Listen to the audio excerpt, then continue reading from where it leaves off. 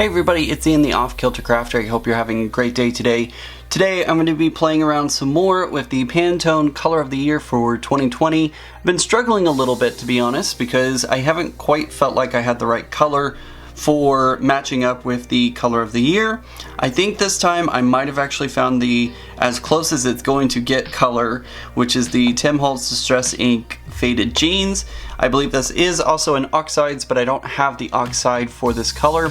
And I definitely don't have any paper that is this color. So what I'm going to do is I'm going to go direct to paper using my Distress ink, so that way I can create my own paper, and I'll dry it before I move on to the next step or process in this.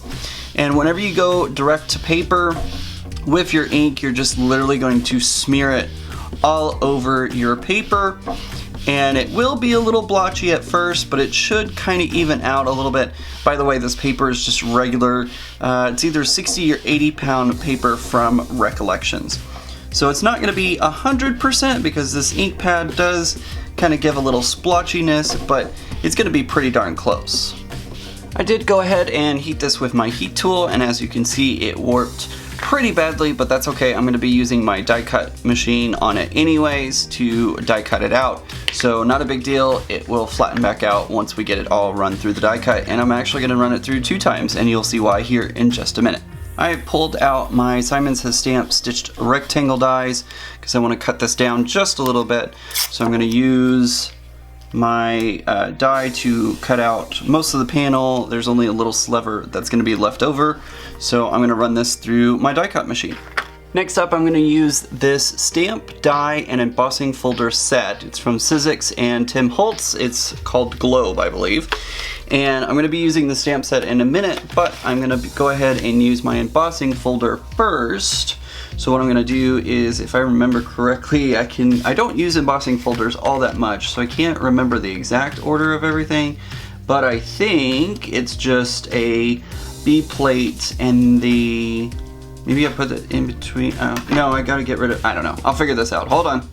Okay, I remembered it. I had to get rid of the cutting plate and just use the embossing folder in both B plates. And then the platform, I think. So anyways, I remembered how. It just took a moment. Yep, perfect. That's exactly what I was looking for. With this faded jean color, or classic blue for Pantone, if that's what you want to call it, I feel like this kind of like olive green paper works well. So I think what I'm going to do is I'm going to stamp onto this olive green paper using the globe stamp, and then I will probably die cut it all out. I'm not 100% sure yet. Yeah, I think I'm going to die cut it out because I don't know exactly how I would frame it otherwise. I don't know. Anyways, so I'll go ahead and get this stamped, and bear with me a moment. Sometimes you just don't know what your next step is, so I had to think about it for a minute. What I'm going to do, I'm going to stamp this stamp. I'm using my Tim Holtz stamp platform on the clear side. I'm going to grab it, pick it up. I'm going to use some Versamark ink, and then I'm going to use my Gilded from Brutus Monroe embossing powder to give it a nice shiny appearance.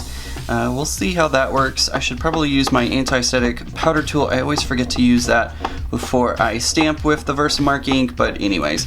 So I'll get that done, and I'll come back and meet y'all after I have heated up my embossing powder. Alright, there we go. This Gilded looks absolutely stunning on this green paper. I think it was the absolute right choice, so I'm going to get this area all cleaned up, and we'll die cut out the globe.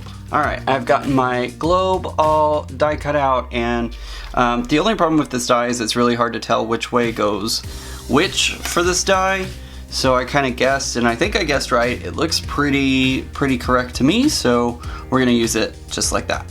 Even though the stamp set has 2 greetings in it, they weren't really the greetings that I was looking for, so I'm actually going to pull out this Lawn Fawn set out of this world, and it says, "Today the world revolves around you."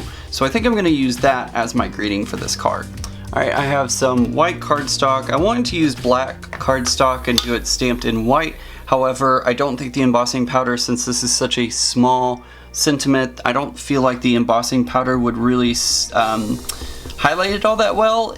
I think the granules are just too big for this stamp, which happens. It's not a big deal.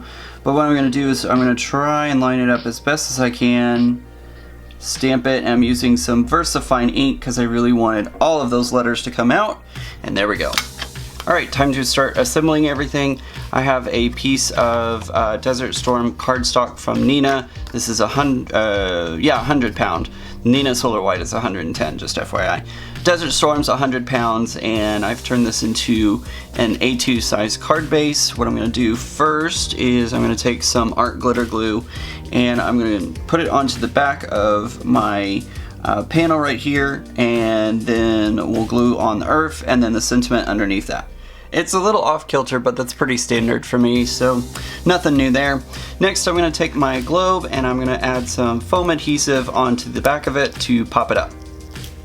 I don't know how I got so lucky, but this foam tape is pretty much the exact same size as my